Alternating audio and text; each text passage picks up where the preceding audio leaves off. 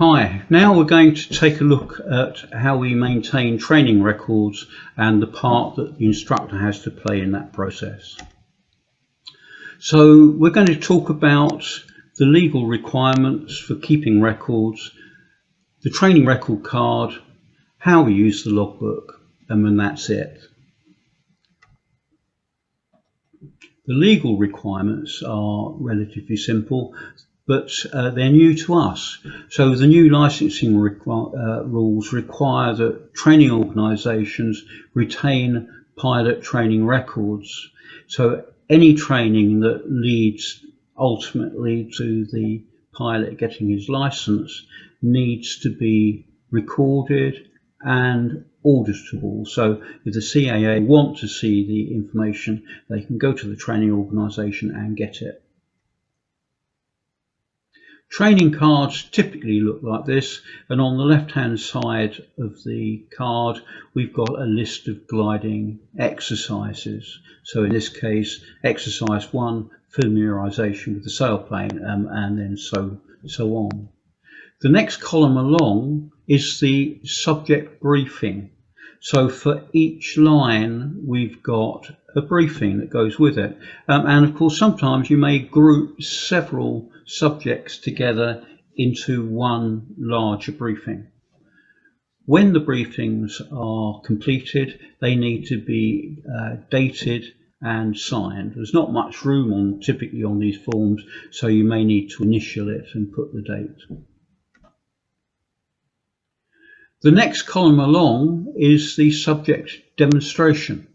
So having explained, probably in the classroom, the exercise to the pupil, next task is to actually show him. So that'll be you demonstrating to him while he watches. And when that demonstration is completed, we'll date it and sign it. Moving on, again, the next column then, or columns, is for the pupil to practice. And we've got attempts marked here, columns A, B and C. And as we progress, again, we date and sign. And typically what most instructors do is simply initial the box, because there's not a massive amount of space inside these things to get all the information in. When we start off, the pupil's first attempts are recorded in column A. And what this tells the instructor following behind is that the pupil is now practicing this exercise and should therefore be reasonably allowed to carry on practicing that. But he's clearly at this stage not reliably good, so he can't be relied on to do a perfectly competent job, and the instructor should be keeping a close eye on that.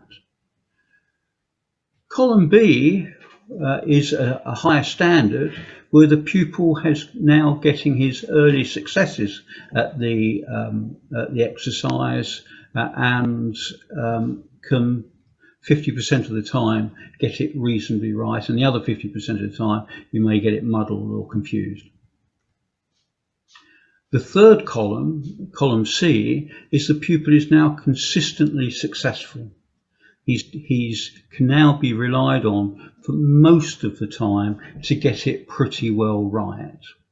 And the instructor perhaps can relax just a little bit because he should expect the pupil to make a fair fist of that particular exercise.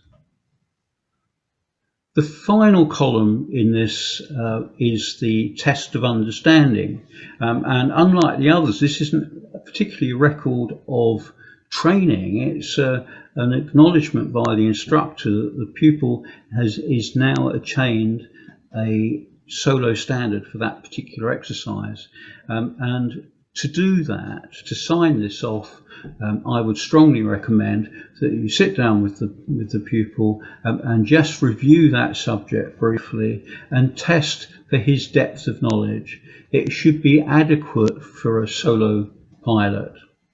When you are happy with it, then by all means sign it off and date it. The pupil's logbook is something else again. That's not strictly a record of training. The problem with using a logbook to record training is it's not in any particular order, and things can very easily get missed. And therefore we use the training record card to record actual training events. The book is also the property of the pupil. And he will have it for many, many, many years. So you should be very careful about what and how you enter information into it. But having said that, it's a very useful tool for an instructor to pass on information to the next instructor who's going to be fly with this particular student.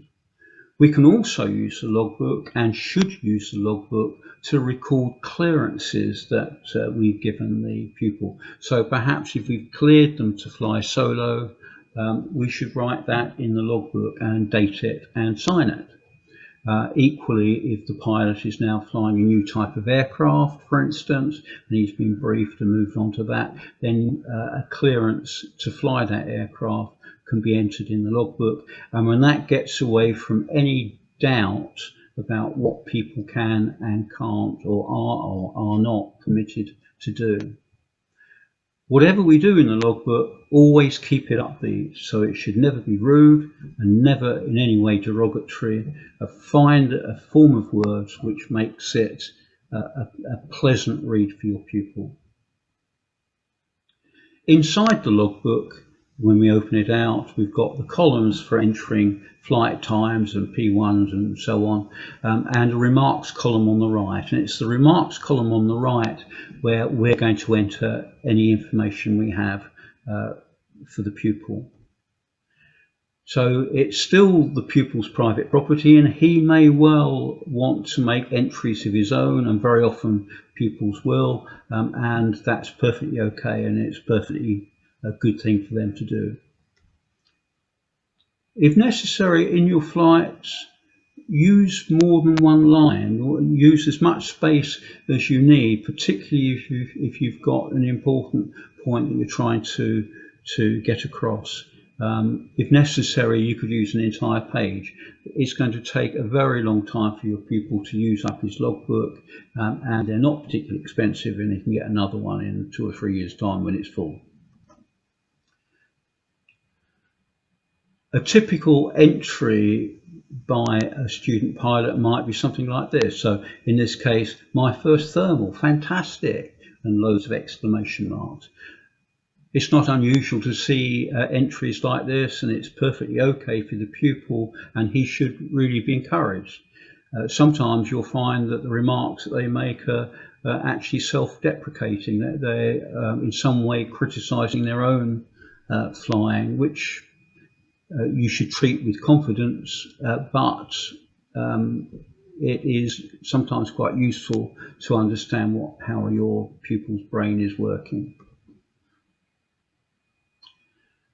However, a typical instructor entry is a little bit more focused, and in this particular case, and I'll read it to you, practice exercise 12 landing, very good approach, now need to work on the round out, well done, and then signed the instructor Fred, instructor 1, 2, 3, 4, 5. Breaking this down, the exercise that was being flown is clear. It's exercise 12, landing. So we know exactly what we're talking about. Followed by a positive comment. We should never make erroneous, we should never make things up or tell lies here. It's the truth, always the truth. And sometimes you have to stop and think about exactly how you're going to phrase something. But in this particular case, a very good approach. What follows is where the training now needs to be focused. And we can see now need to work on the round out. Well, that's a big message for any instructor following on behind. He knows that he can't relax on the approach. It's not likely that it's more likely the pupil will screw this up than get it right. So the instructor is going to have to pay close attention and help coach the pilot through this bit. We then follow by another positive comment, in this case simply "well done" will do, nothing wrong with that, and then finally it's signed with your name and your instructor number. And that is it. So the pilot's logbook is really a suggestion on what should be done next, whereas the flying training record is a precise record on the card of exactly what's being done. And I hope that makes sense, and I'll see you next time. Bye for now.